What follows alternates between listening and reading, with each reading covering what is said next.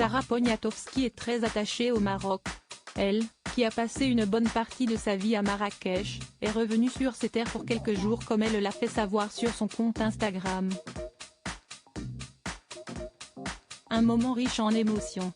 Comme la plupart des célébrités ayant un attachement particulier avec le Maroc, Sarah Poniatowski n'a pu cacher sa peine en apprenant qu'un terrible séisme avait frappé la région de Marrakech.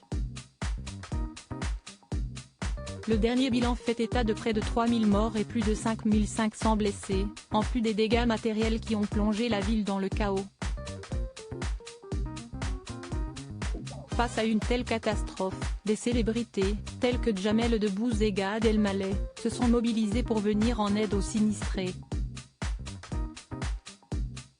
Sarah Poniatowski en fait forcément partie.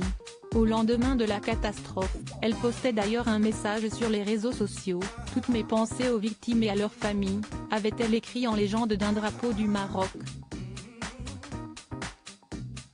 Après plusieurs jours passés loin du pays qu'elle affectionne tant, Sarah Poniatowski a fait son grand retour aux côtés de sa sœur Marie.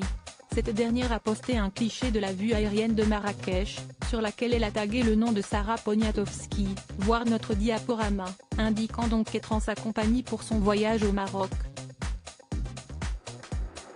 Les stories de Sarah l'ont prouvé par la suite. Après avoir atterri, les deux sœurs ont pris la route et posé leurs valises dans leur hôtel, non sans une pointe d'émotion sans doute de découvrir la ville qu'elle affectionne tant en partie détruite. Un attachement particulier entre Sarah Poniatowski et Marrakech, si est une histoire qui dure.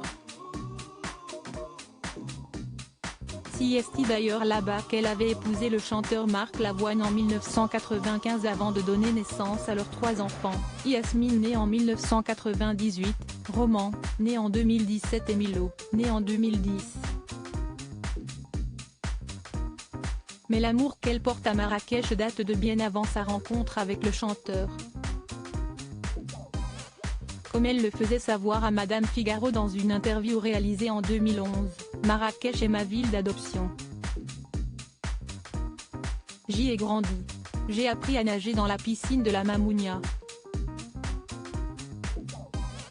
À l'époque, elle évoquait également le palais de la Baïa, endroit où son papa l'emmenait très régulièrement. Des souvenirs indélébiles qu'elle a bien cru perdre pour toujours.